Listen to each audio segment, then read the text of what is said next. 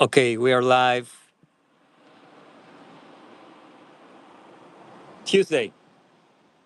We are live on a Tuesday. Okay, no microphone, no backup recordings. This is a live, a crude and raw live. Okay, let's wait for some people. Let's show some more sky if you want, or if you want a little bit more of something nearby. Okay, I'll be waiting for some people. And I really like this format because I can show you my environment and the spots and the moments in which I stop for this. Okay, this is QLA bot. This is a special channel documenting for myself really the QLA methodology in which I'm taking action. And I've been doing this for a couple of years. And before that, I've been doing other channels in my own language in the process, during the process, and how many things evolve and in the good and the bad way. So these are really raw channels. Most of them, if not all, are behind the scenes or blurred or whatever. So for now, it is like that. And probably I will keep it that way, as I told you before. Okay, those are my helpful ADHD alarms, voice alarms. In my case, that when I want, they help me. So for some reason, I found that those are helpful for me because I can concentrate and hyper focus or whatever, or hyper distract, and the alarms could help me get off the distraction or know about my focus, ultra focus. So those alarms work a lot. And sometimes they don't work, which is something funny, or I just plainly ignore them. So those audible alarms, I found out I needed them and I still using them. And they push me, they help me remind about time, remind about the time and the things I have to do or whatever. So I program those alarms to help me remind of things I have to do.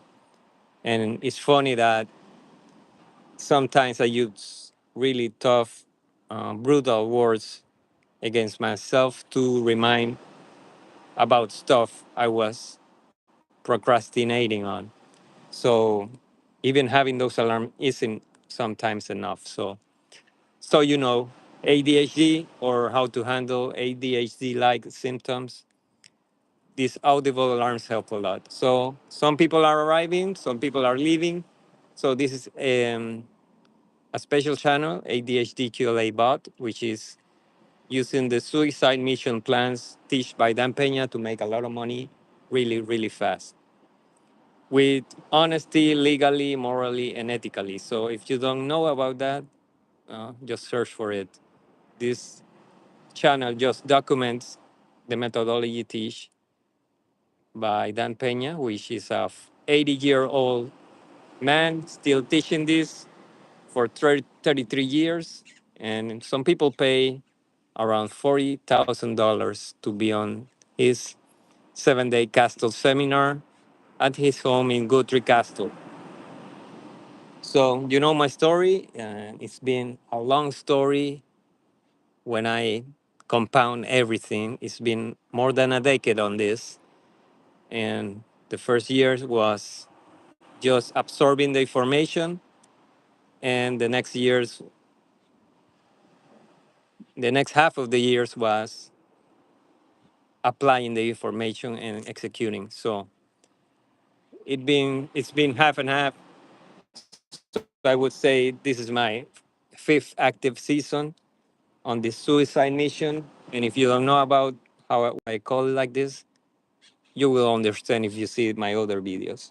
So now I will go for another 5 minutes telling the stories that took me here and in the step I am right now. So QLA is making a lot of money really fast with honesty, legally, morally, and ethically. So I love that plan. It doesn't devaluate myself.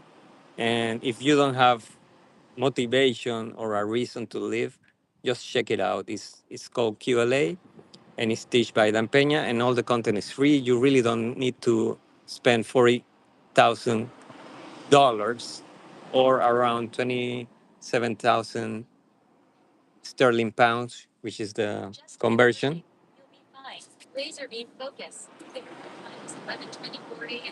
Those are my alarms, guys. Okay, someone remove a light. Okay, don't worry. So I'm 13 people. So I gave enough introduction. So I'm gonna go to my stories. How I titled this live broadcast. So my stories were how did I put to test these teachings, this methodology to make a lot of money fast. Well, first of all, after finishing the book, which didn't give much idea, but at least gave me the mindset, I call what we need to sell and buy. This is a process of buying and selling. And this is a process of becoming a seller of things of big and huge value. And these things of big and huge value are companies.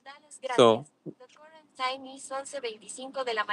so this is a methodology to buy and sell the biggest creation any human can make, which are companies, which produce services or products, or both of them. So I started calling some businesses to see if they were for sale, and they told me, "Oh, okay, send me more information, whatever." So probably they didn't believe me, and I even didn't believe myself or in the methodology. But I saw people were at least expecting more information or considering it. So that was my first story, just to sum up the title of this live.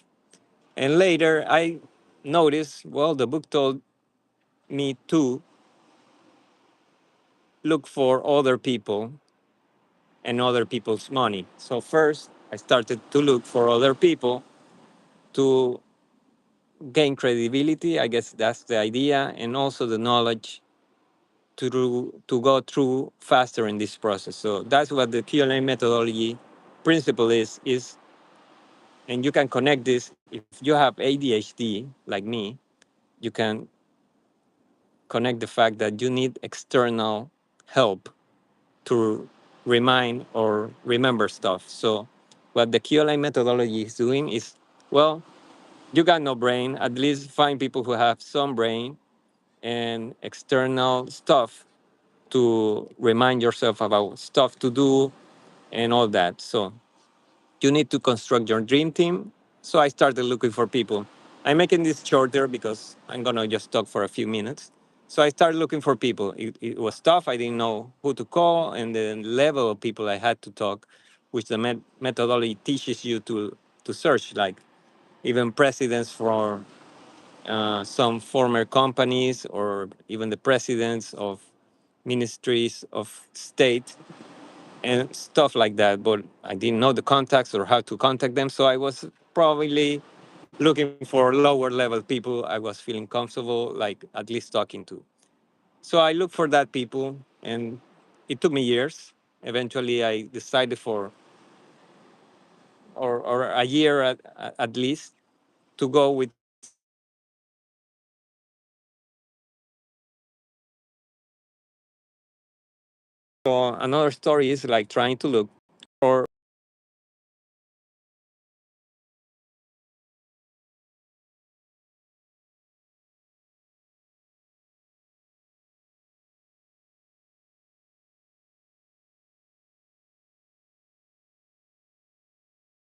um, background. I don't like selling myself, and it's hard.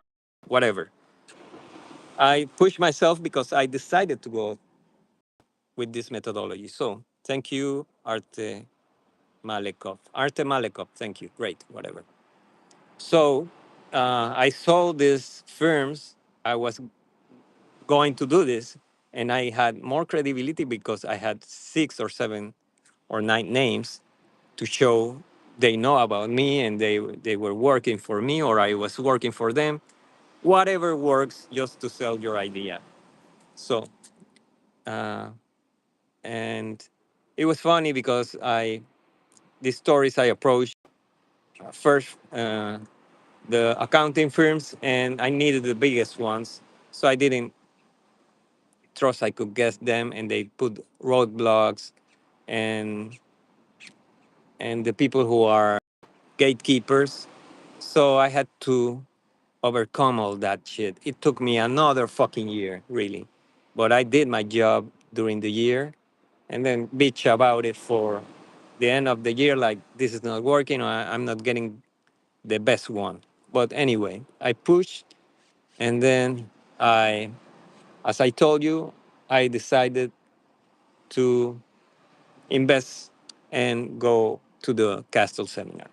After that, I came and pushed harder because of the information I got, and and the more confidence I got, really, that this is possible. So I didn't want to invest that much money, which is $40,000, and with traveling expenses and the extra week after the week seminar and all that, I didn't want to do it. The current time is 11:30 de la mañana. It's 11:30, guys. So I'm gonna shut down this in 4 or 5 minutes.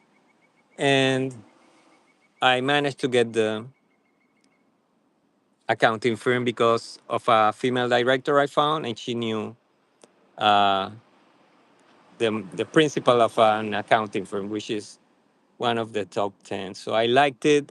I pushed it and I got it. And after that, going to the meetings with lawyers, I dressed myself for the in person meetings. I went to really nice places for interviews, the conference rooms, the high rise buildings, a lot of things I wouldn't imagine I had access just by trying to sell that I'm going to buy and sell companies because I have directors and I had the accounting firm, a top 10 world accounting firm name. And now I was looking for lawyers, which were opening space for me to have questions, to be interviewed. And I made them clear I was interviewing them and they were not the only option. And you need to make that clear. So those were my stories with the accounting firms, the legal firms. And these places I never thought I could reach. And these places move a lot of money. So they work for high paying clients. And I was there just begging for them, in a sense, for them to work for free initially because I was going to provide them the money afterwards. So I had to sell this, and of course, some didn't like it, some felt offended, and it was funny knowing that beforehand because that gave me leverage, confidence, and treat them as shit if they didn't like the process, and treat them like shit in one sense. In what sense? Because okay, you don't have money to work for me for free because I'm gonna give you a lot of money and pay you more at the end. Well, you're a cheap fuck. You're a cheap firm, and you have poor people mentality. Well, that was my mindset, and I was so comfortable interviewing lawyers that I had fun. But that was short because I found the lawyer firm really fast after having the accounting firm and having my directors. Anyway, I'm going to make it short. After that, I found my legal firm, probably a century old legal firm here. And that was a great success. I kept interviewing other law firms just to have the contacts and for them to know about us. But then the next step was looking for banks. And I had so much confidence going to banks, but many. were converted into Zoom meetings because of a situation happening locally, and some were in person. And I also had fun, like when I tried with one of the main banks here in this nation, and they ignored me for 3 4 times, and then I went in person again for the third or fourth time, and was just demanding anyone to answer. And I was sending emails and all that. And I'm not leaving until I get someone. And they sent me a manager, a female manager. And then she was just trying to bypass whatever and go on with her day. And I told her, "You're not understanding me. I'm repeating myself. I need someone who knows more." And she got offended. So she got offended. And at the same time, she noticed I was serious. And because I offended her and her job and her not understanding of me, she tried to, okay, make more space for me in the meeting. And I told her, no, I'm not talking to you anymore. Bring me someone else. So a VP or whoever, a vice president of the bank. And fuck off, Bella. Fuck off. So some people are writing bullshit. And anyway, she left and she brought someone. It was a vice president, and I was all really comfortable. I needed to offend people, and I needed to make myself stand by myself because I'm not lying, first of all. QLA doesn't make you lie, and this is all legal, moral, and ethical. So I was really confident. I felt I had the biggest dick. And yeah, I'm sorry, I guess. You should just shut up and don't chat and don't ask questions. Anyway, don't interrupt me. I'm gonna shut this down soon. Watch the replay. And I assume everyone here is a little kid because you only chat bullshit, and I've been feeling this for the past 2 years. So fuck off. And then she brought me the vice president, and the guy comes, and evidently he came on a defensive because of his employee. And he told me, okay, who are you and who do you represent? Okay, I'm here to make questions about the bank. And yeah, but you don't have to come here like that and all that bullshit. And I'm telling you, I have to make questions. And I have been coming here for 3 or 4 times, and I'm going to get my answers. So he shut up, and I made my fucking questions, which I didn't even know or remember it. So I'm just talking. And because of my ADHD bullshit, probably I didn't fucking remember what I needed to ask. So I tried to improvise after just saying the previous phrase that I was going to make questions. So you can laugh about it.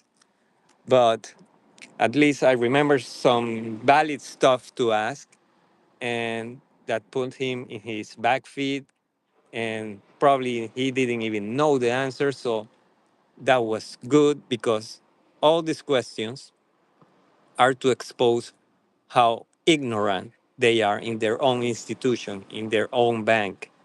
And you will show you know more about the bank or how they should operate than they themselves. So just to put a question, for example, before the 20 minutes in this live, you ask them, what is your amount you can personally acknowledge to lend me? And he told me a bullshit number, which is the same as the total bank number, which is bullshit. But anyway, I told him, okay, I made a couple of questions and then that one, and I told him, okay, you're the one I have to talk to then, because the amount I needed fit in his answer, which his answer was bullshit also.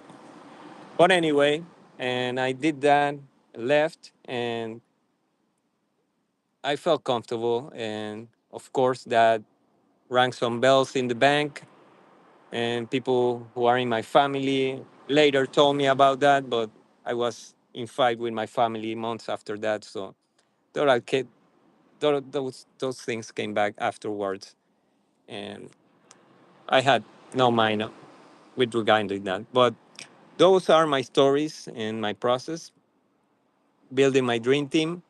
And so fuck off. You can watch the videos later when I make them public. Take care.